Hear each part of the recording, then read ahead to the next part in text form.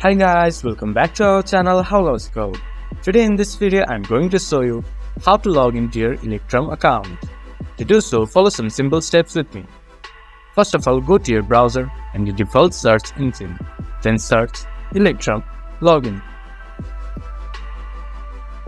Then go to sign in or go to www.electrum.co/account/signin.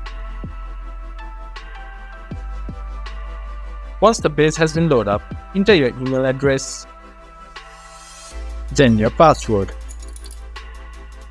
Once you have entered your login credentials, click login. Then you will be able to access your Electrum account.